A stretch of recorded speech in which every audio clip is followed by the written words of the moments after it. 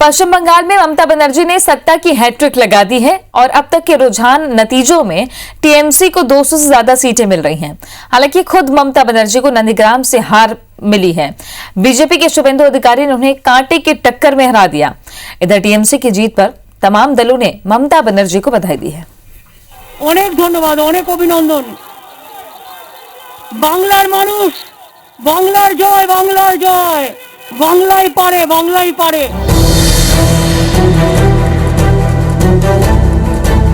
ममता बनर्जी ने बता दिया है कि वही पश्चिम बंगाल की दीदी हैं और असल दादा भी। जी हां, ममता बनर्जी के नेतृत्व में टीएमसी ने पश्चिम बंगाल में सत्ता की हैट्रिक लगा दी है। तीसरी बार भी ममता बनर्जी ने 200 से ज्यादा सीटें जीती हैं, जिसका जश्न बंगाल की सड़कों पर नजर आया। कोलकाता से लेकर आसनसोल तक टीएमसी कार्यकर्ता जीत पर जश्न मनाते दिखे। हालांकि खुद ममता बनर्जी को नंदीग्राम से हार का मुंह देखना पड़ा। बीजेपी प्रत्याशी शुभेंदु अधिकारी ने उन्हें कड़े मुकाबले में हरा दिया।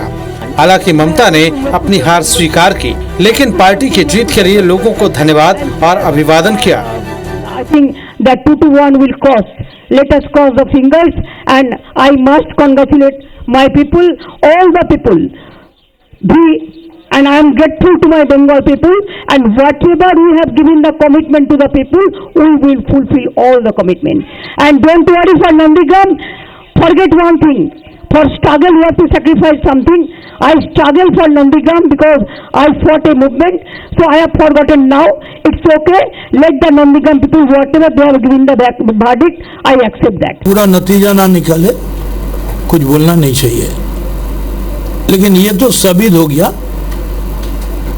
कि बंगाल गुजरात नहीं है, बंगाल यूपी नहीं है, बंगाल बंगाल है। और बंगाल में ये धर्म कर्म जनता ये सब मानते नहीं, जनता चाहते हैं बंगाल की तरक्की। इधर ममता की जीत पर तमाम विपक्षी दलों की भी बाँछें खिल गईं। अखिलेश यादव से लेकर तेजस्वी यादव, शरद पवार और केजरीवाल समेत कई दलों के नेताओं ने ममता दीदी को जीत की बधाई दी। हालांकि बीजेपी के कई नेताओं ने भी ममता बनर्जी को जीत की बधाई दी। इधर पश्चिम बंगाल में 200 से ज्यादा सीटें जीतने का दावा करने वाली बीजेपी 100 का आंकड़ा भी छू नहीं पाई। हालांकि बीजेपी ने इस चुनाव में अपनी जबरदस्त मौजूदगी दर्ज कराई।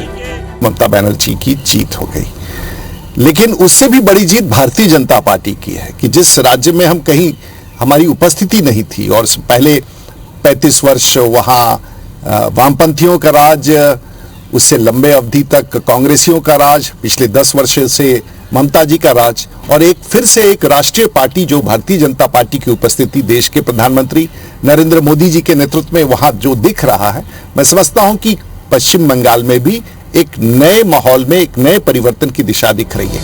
ये बात सही है कि पिछले चुनाव में 3 सीटें जीतने वाली बीजेपी इस बार मजबूत विपक्ष के रूप में उभर कर सामने आई है, लेकिन कभी बंगाल पर राज करने वाली कांग्रेस और वाम दल कहीं नजर नहीं आ रहे हैं। Bureau report, IBC 24।